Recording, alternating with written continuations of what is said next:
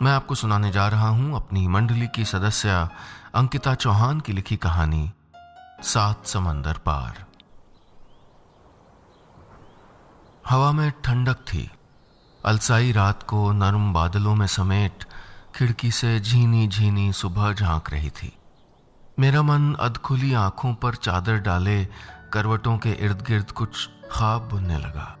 ख्वाब जो उस शाम विनय ने मेरी इन गहरी पलकों पर रख दिए थे। उस दिन ऑफिस मीटिंग के बीच में अपनी बॉस की नजरें बचा के उसने मुझको मैसेज किया, पैकिंग करना शुरू कर दे मेरी Elizabeth, we are going to Canada soon. उस सून की स्पेलिंग में लगे 20 ओ विनय की खुशियों का पता मेरे होठों को दे रहे थे। खुश थी मैं। इन बीते 8 महीनों से जिंदगी जैसे मुझ पे मेहरबान थी। राजस्थान से नोएडा और नोएडा से राजस्थान के बीच अपनी जिंदगी के 22 साल काटने वाली रेवा यानी मैं पहली बार परदेश जा रही थी। मेरी आने वाली जिंदगी अपने दायरे से निकलकर नए साज नई धुनों पर थिरकना चाहती थी। इस बीच विनय ने मेरी सैंडल हील से लेकर मोबाइल की रिंगटोन तक बदल डाली थी। Let me be your hero. Parties के दौर चलने लगे थे। उधर वो अपने दोस्तों से कनाडा में 2.5 साल के प्रोजेक्ट की बधाइयां समेट रहा था और इधर मैं चंद सुकून भरे लम्हे या कहूं जरा सी हिम्मत तलाश कर रही थी। उंगलियां बार बार फोन की कांटेक्ट लिस्ट पे जाके ठहर जाती। बात करनी थी माँ से, बताना था उन्हें भी कि देखो आपकी बेटी कितनी खुश है। एक गुमान सा होया था खुद पे विनय के साथ शादी करने के अपने फैसले पर। फैसला जो मैंने शायद समाज के नियमों से परे जाके किया था। फैसला जिसमें 1000 मिन्नतों के बावजूद माँ विनय से मेरी शादी के लिए नहीं मानी थी। उनके दिल में ठहरे समाज के बेमतलबी रिवाज जैसे फिक्र का लिबास ओढ़े मेरी उलझनों का सबब बन गए थे। उन्हीं उलझनों का एक सिरा आज मेरी सांसों में अटक गया और आज की रात मैंने विनय के सामने अपनी वही कसक, दिल में पलता वही डर खोल कर रख दिया। जैसा ठीक समझो देख लो तुम, विनय ने कहते हुए अपना लैपटॉप बंद किया और नाइट लैम्प बुझा दिया। लगा रिश्ते फासले पर खड़े थे। उसका वो मुंह फेर कर लेटना, करवट बदल कर हाँ में जवाब देना माँ के साथ उसके रिश्ते में आए खिंचाव की कहानी कह रहा था। लेकिन उस रात के अंधेरे में सुलगती खामोशी मुझ में थोड़ा साहस भर गई। देश छोड़ने से पहले मुझे मां से बस एक बार मिलना था। अगले दिन सुबह नाश्ते की टेबल पर मेरी आंखों में नमी देखकर विनय के अंदर शायद कुछ पिघल सा गया। मना नहीं किया था यार, चली जाओ, कहो तो मैं छोड़ आऊं।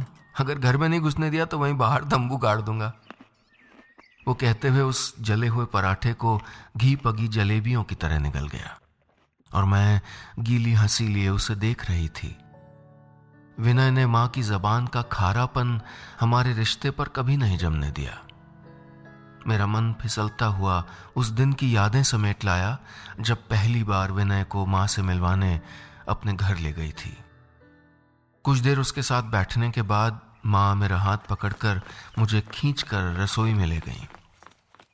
किसी एनजीओ के सहारे पला है, जिसकी पढ़ाई तक दूसरों के रहमो करम पे हुई है, जिसके पास कहने को न अपना शहर है न अपने लोग। रहमो करम नहीं मां, उसको स्कॉलरशिप कहते हैं जो सबको नहीं मिलती है। मैंने मां की बात काटते हुए कहा तो मां ने गुस्से में सामने जलती गैस बंद कर दी।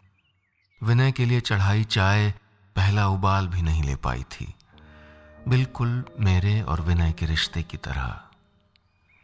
तेरे पापा नहीं है ना, तू जो मर्जी हो कर सकती है, कहते हुए वो रसोई से बाहर चली गई। मुझे लगा जैसे मेरा दिल किसी ने मुट्ठियों में भींच लिया हो। उनकी जबान में लिपटी कड़वाहट शायद विनय के कानों तक पहुंच चुकी थी। जिंदगी मुझको ऐसे दो राहे पे लाके खड़ा कर देगी मैंने नहीं सोचा था। विनय उस दिन बिना कुछ कहे चला गया था। रसोई की उस अधखुली खिड़की से दिखता उसका वो बेमुस्कान हो चुका चेहरा मेरे अंदर उतर गया। चाह कर भी मैं उसको रोक नहीं पाई थी। एक रुलाई थी जो गले में आके फंस गई थी।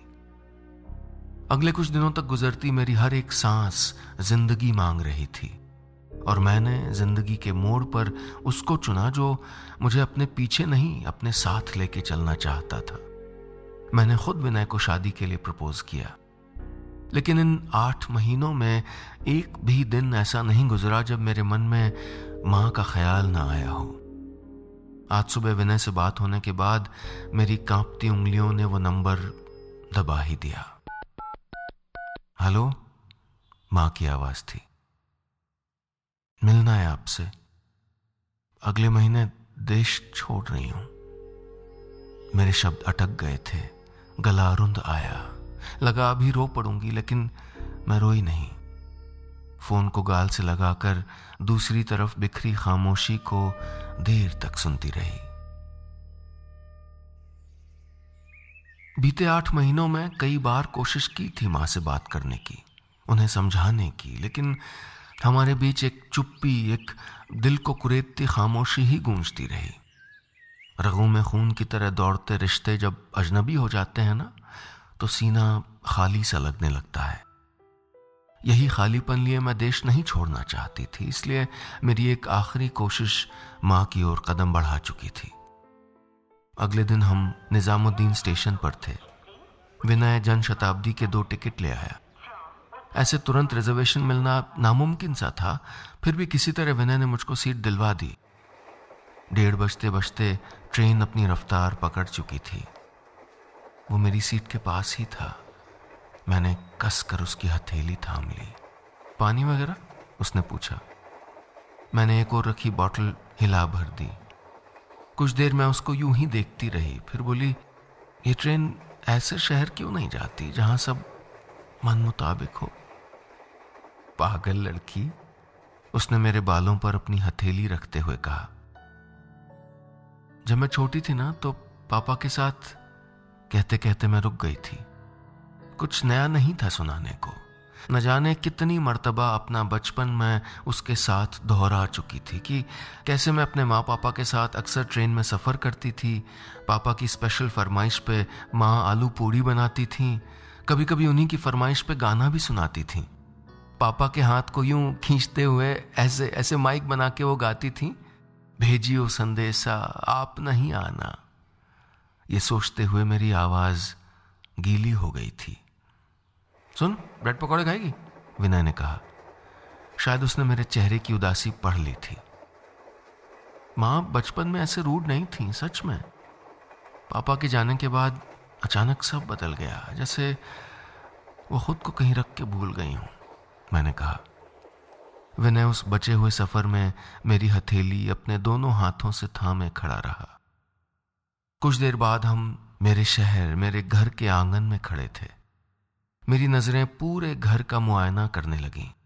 तभी सामने कमरे के दरवाजे पर लहराते पर्दे के पीछे मां की झलक दिखी। मेरी पलकें भारी हो आई थीं। हर जगह यादों के टुकड़े बिखरे थे। कोने में लगा वो छोटा सा हैंडपंप, एक और रखे रंग बिरंगे टूटे मटकों में लगे फूल, सब कुछ बिल्कुल वैसा ही था। कुछ भी तो नहीं बदला था सिवाय उस तुलसी के पौधे के जो मुरझा चुका था, बिल्कुल मां के चेहरे की तरह। मैं एक अजनबी की तरह अपने ही घर की चौखट पे खड़ी थी। इंतजार कर रही थी कि मां कब आए, पहले की तरह मुझको तेज डांटें और पहले की ही तरह सब कुछ भुलाकर मुझे कस के अपने सीने से लगा लें। लेकिन मां उठ के नहीं आई।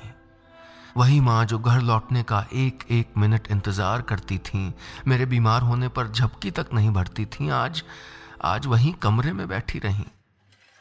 विनय ने पास लगे हैंडपंप से बॉटल में पानी भरते हुए मुझसे धीरे से पूछा, क्या करना है? मैं बिना कोई जवाब दिए मां के कमरे में बिखरी खामोशी पर पांव रख चुकी थी। उनसे जुड़ी यादों ने जैसे मुझे अपनी बाहों में भर लिया, लेकिन मां स्थिर थी, वहीं खिड़की के पास रखे मूस के मुड्ढे पर बैठी हुई, जैसा उन्हें छोड़ के गई थी। न तो उस दिन उन्होंने मेरी तरफ देखा था, न आज। अब तक विनय भी कुर्सी पर जाके बैठ चुका था। मैं माँ से बिना कुछ कहे हाथ धोकर रसोई में चली गई। आज फिर विनय के लिए चाय चढ़ा रही थी। आज फिर वही डर दिल में दहक रहा था कि क्या माँ उसको अपनाएंगी। चाय में इलायची डाल ही रही थी कि दिल को चीरती खामोशी में कदमों की आहट हुई। माँ कमरे से निकलकर सीढ़ियों से होती हुई छत पे चली गई। मैं चाय के 3 कप एक ट्रे में थामे कुछ देर यूं ही खड़ी रही। फिर विनय को कप थमाते हुए माँ के पीछे पीछे चली गई। माँ ऊपर छत पर एक और पड़ी चटाई पे बैठी थी। वहीं कोने में बनी उस ताक में मेरा बचपन खिलखिला रहा था। प्लास्टिक का टूटा फूटा बैट, वो हाथ वाला वीडियो गेम जिसके अंदर के पार्ट्स निकालकर मैं पापा के साथ एक नया आविष्कार करने चली थी। ऐसे कई लम्हे जहन में थे। तभी एक और पड़ी सिगड़ी देखकर मेरा मन छलक आया। मैं सिगड़ी उठा लाई और माँ के पास रखते हुए मिन्नत भरी नजरों से कहा, माँ बाजरे की खिचड़ी नहीं मिलती वहां शहर में, मुझे परेशान मत कर, जा यहां से। माँ बोली, ऐसा मत करो ना माँ। मैंने माँ के पास सरकते हुए कहा। 2 परछाइयां मिल रही थीं लेकिन रिश्ते दरवाजे बंद किए खड़े थे। तुम बच्चे जो मर्जी कर सकते हो, है ना? तुझको जो सही लगा तूने किया, बात वहीं खत्म। कहते हुए माँ उठकर नीचे चली गई। रात से छिटक आए लोरियों के टुकड़ों को समेटे हुए मैं वहीं बैठी रही, लुटी पिटी सी, सुलगते अनगिनत तारों के बीच। रात घेराई थी। माँ कुछ देर पहले छत से जाते वक्त मुझे कई सवालों में उलझा गई। इन 8 महीनों में पहली बार मैं खुद को अपराधी सा महसूस कर रही थी। न जाने मैं किस खुशफहमी में थी। मेरी मौजूदगी माँ को दर्द दे रही है तो यहां से दूर चली जाऊंगी। मेरी गैर हाजिरी शायद उनको थोड़ा सुकून दे दे। ये सोचकर मैं नीचे आने लगा सीढ़ियों पर पड़ता हर एक कदम मुझको अपने वजूद से दूर ले जा रहा हो। मेरे पैर कांप रहे थे। कमरे में आके देखा 8:30 बज रहे थे। दिल्ली के लिए ट्रेन 11 बजे थी। मन धरती से भी भारी हो चला था। बाहर माँ आंगन में बिछी चारपाई पर घुटने समेटे बैठी थी। उम्र बढ़ने पर यादें धुंधली पड़ने लगती हैं, लेकिन माँ ने जैसे अपने दिल में बसी मेरी हर याद को जानकर समय के दरिया में बहा दिया था। मैंने इक्का दुक्का सामान समेटते हुए विनय की ओर बिना देखे कहा, चलो निकलते हैं, बाकी का इंतजार स्टेशन पे कर लेंगे। तुमने मुझे समझ क्या रखा है? कभी यहां चलो कभी वहां चलो, विनय ने कहा। बैग को थामे मेरे हाथ झिझक गए। मैं उसे निशब्द देखती हुई रसोई में चली गई। आज पहली बार विनय ने मुझसे इतनी ऊंची आवाज में बात की थी। गलती मेरी थी, मुझे उसको अपने साथ नहीं लाना चाहिए था। मैं जैसे आज अपने ही रिश्तों से हार रही थी। आंखों से तड़पता कतरा ढलक आया। ख्याल आया कि विनय ने सुबह से कुछ नहीं खाया था। जल्दी से आटा गूंथकर फुलके बनाने लगी तो यादों ने फिर आ घेरा। दिल और दिमाग की जिरह हुई और मैंने सामने तवे पर वो आटे की चिड़िया बना के डाल दी जो माँ बचपन में मेरे नाराज होने पे बनाती थी। दिल जैसे अंदर तक भर आया। जल्दी से एक प्लेट में वही बचपन की याद समेटकर एक उम्मीद के साथ माँ के सामने रख दी। माँ ने चेहरा घुमाकर देखा। होंठ चुप थे लेकिन उनकी आंखें डबडबा आई थीं। मैं उमड़ते एहसास जज्ब कर उन्हें और दर्द न देते हुए वापस कमरे में चली आई। जाने से पहले माँ की इस खुशबू को मैं अपनी सांसों में समेट रही थी कि विनय की आवाज सुनाई दी। कमाल है आपकी बेटी, भूख मुझे लगी थी और देखो प्लेट आपको पकड़ा गई। बंदा कितनी भी कोशिश क्यों ना कर ले ना, लड़की का पहला प्यार माँ ही होती है। विनय ने कहा तो माँ ने मुंह फेरते हुए प्लेट दूसरी ओर सरका भर दी। मेरी ये आखिरी कोशिश भी माँ की जिद को नहीं पिघला पाई थी। मेरा मन किया विनय की बांह खींचकर कहीं दूर चली जाऊं। मैं उसकी ओर बढ़ ही रही थी कि उसने मुझे हाथ के इशारे से रोक दिया और माँ की ओर देखते हुए बोला, आपकी जिद ने मेरी जिंदगी नरक बना दी है। ना तो आपकी बेटी को डांट सकता हूं, ना ही कुछ कह सकता हूं। नाराज होके मायके भाग जाने का ऑप्शन तो है नहीं उसके पास, रो धो के वहीं रहना है। और लगता है कि उसके हिस्से का भी आप ही रूठ जाते हो, क्योंकि ये तो रूठना भूल चुकी है। मैंने तो एक जिंदा दिल लड़की से प्यार किया था, ये तो जीती जागती कठपुतली बन गई है। विनय के मुंह से ये सब सुनकर मैं धक से रह गई। क्या कह रहा था वो? मतलब मां की तरह वो भी मुझसे नाराज है?